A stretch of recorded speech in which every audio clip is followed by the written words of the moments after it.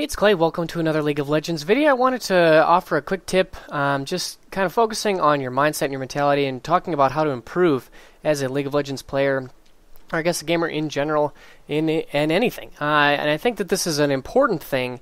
And so I guess to provide some context, I watch a lot of streamers and high-level players. I really enjoy watching how they play and kind of getting their insight as to what they're thinking about, and I think it's really valuable in terms of improving your own play, because you see things that they do that you don't do, and then all of a sudden, and then when you understand why they do what they do and why you do what you do, the difference becomes very clear as to why they're in Challenger and why I'm in Gold.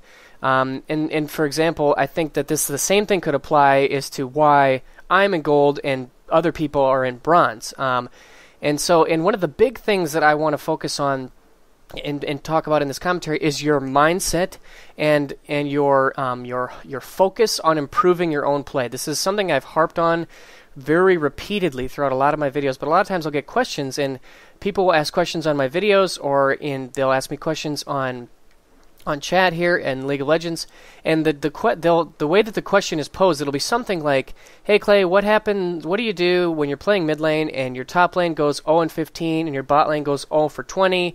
And I mean, I'm kind of exaggerating a little bit, but the way that they frame the question sets it up for defeat. They kind of set up this scenario where, my only response is to say, well, there's nothing you could have done there. You would have lost that game no matter what. And then their focus is on their frustration with their teammates, and their focus is on, all the other things that are going wrong in the game, over which they have no control. And it kind of leaves you in this place where you're feeling kind of hopeless, like there's nothing you can do. The League of Legends community is filled with nothing but ragers and trollers and feeders. And that's how this concept of Elo Hell comes about. And I just wanted to show this clip. So this is from a guy named the Valkyrin. He writes articles for Reign of Gaming, I believe.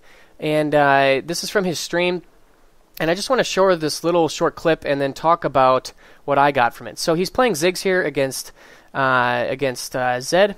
I believe this is Shifter from GGG, or what are they called now? Team Coast.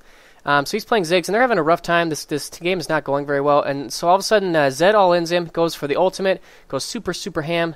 And he manages to get out, but then all of a sudden, Dyrus comes in, and he's actually the top lane Shyvana, and Ignite finishes off the kill with the Ignite. And so I think at this point, I was watching this, and I was like, oh my goodness, that is so unlucky. He saw the jungler on the map, so he didn't think there would be any problem. And then all of a sudden, the top laner roams down and dives in right at the wrong moment. I would have been frustrated, thinking oh my gosh, why didn't my top laner call Mia? There is no Mia from Rengar. And my focus was, when I watched this clip, I was thinking to myself, man, that would be really frustrating and really annoying. But then he goes on to spend the next couple of minutes talking about what he could have done differently to avoid death.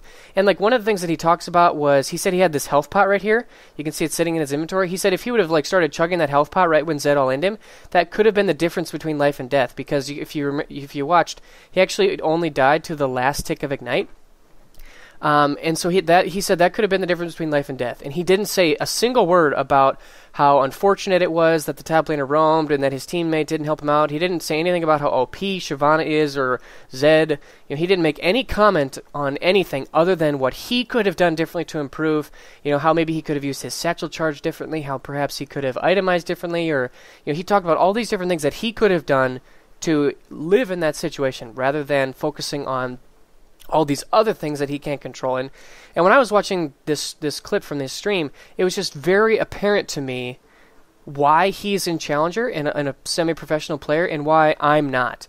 And why, a lot of times when people approach me with questions on my videos, the contrast there was so clear, because he has been spending years playing this game. Yes, that's true. I've only been playing for the last 11 months or so. That's definitely a part of it. But the mentality is just so crucial.